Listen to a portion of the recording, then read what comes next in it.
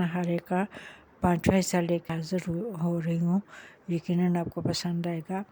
यमुना शौकत किसी से भी अपना हो या गैर किसी भी किस्म की फेवर ले हक में ना थी। वो तो इस हद तक ईमानदार और अनापरस्त थी कि अगर कोई उसके मामूली सी तहरीर लिखकर उसके नाम से स्कूल मैगज़ीन में शाया करवा देता तो वो बाकायदा एहतजाज करती और सबको बता देती कि ये मेरी तहरीर नहीं है। वो अपने पराए किसी से भी झूठी और नाम की हमदर्दी और तारीफ़ करवाने के हक़ में ना थी।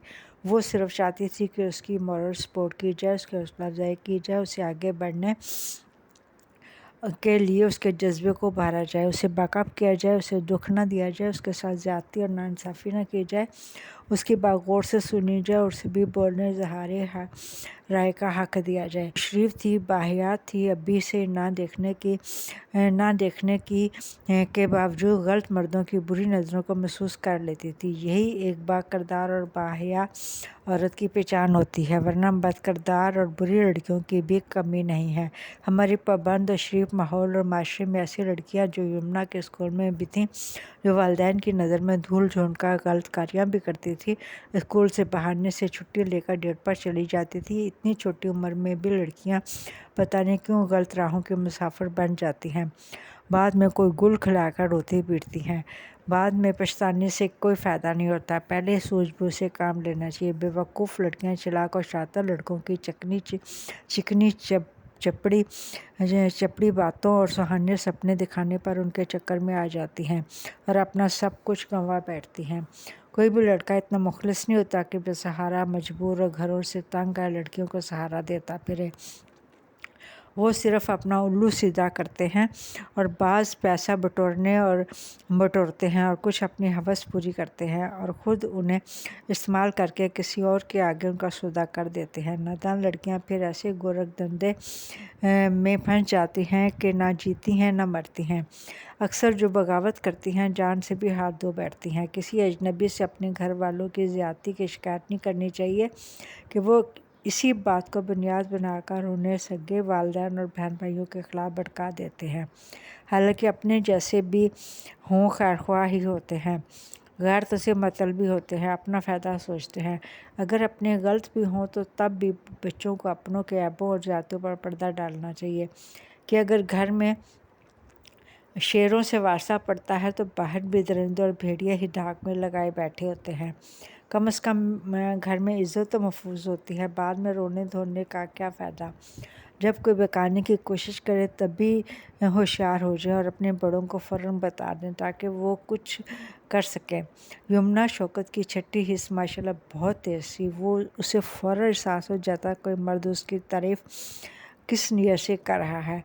वैसे भी उसकी मम्मा उसका बहुत ख्याल रखती थी, कभी अकेला ना छोड़ती थी। यही समझदार माँओं का काम होता है। अगर बेटी भी समझदार हो तो कोई उसकी तरफ नज़र भी नहीं डाल सकता। यही आज की माँ और बेटियों को करना भी चाहिए और समझना भी चाहिए। पेपर ख़त्म हो चुके थे, वो सब थोड़ा रिलैक्स कर रही थी। रिज़ल्ट आने से पहले ही क्लास 9 की क्लासें शुरू कर दी गई थी, मगर यमुना खुद ही पढ़ती। अब उन्हें ज़्यादा मेहनत की ज़रूरत थी। बाकी की नॉर्मल लड़कियां तो ट्यूशन भी साथ ही शुरू कर दी थी, मगर यमुना खुद ही पढ़ती थी। वो मेहनती और ज़हीन थी।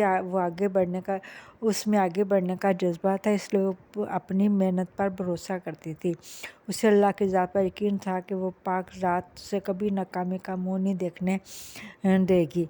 बाकी तो सब किस्मत में होता है, जो जिसके नसीब में होता है मिलकर रहता है। आज रात को यमुना और सब घर वाले शिजान में हाइटी पर जा रहे थे। पापा ने वादा किया था कि यमुना का अच्छा रिजल्ट आएगा तो गिफ्ट भी होंगे, गिफ्ट भी दूंगा और डिनर भी होटल से करवाऊंगा।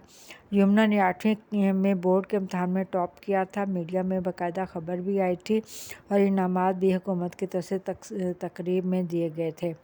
सब क्लास फेलो और दोस्तें बहुत खुश थीं। रिज़ल्ट सबका अच्छा आया था, मगर यमुना शौकत तो हमेशा की तरह टॉप पर थी। रिज़ल्ट की खुशी में यमुना ने अपने करीबी दोस्तों को ट्रीट भी देनी थी। फ़िलहाल तो वो घर वालों के साथ डिनर पर जा रही थी और खुशी और एतमाद का फ़ख्र चेहरे से ही झलक रहा था। मम्मा ने उसकी पसंद के सूट देने का वादा किया था। रमशा और भाइयों ने भी गिफ्ट देने थे। یہ تھا زمانے میں جو ہمت نہ ہارے کا 5واں حصہ، یقیناً آپ کو پسند آئے گا۔ یہ اس جو ناول میں نے کوشش کیا کہ نوجوان اور نوعمر لڑکیوں کو ایسی باتیں بتائی جائیں جو کہ ان کے لیے ہدایت اور بھلائی کا سبب بن سکیں۔ تو یقیناً مجھے امید ہے کہ آج کی بچیاں ان سے سبق حاصل کریں گی اور سیدھے راستے پر چلنے کی کوشش کریں گی۔ چینل کو سبسکرائب، لائک اور ضرور کیجیے گا، کمنٹس بھی دیجیے گا۔ اللہ حافظ، آپ کی اپنی مہر نسیم۔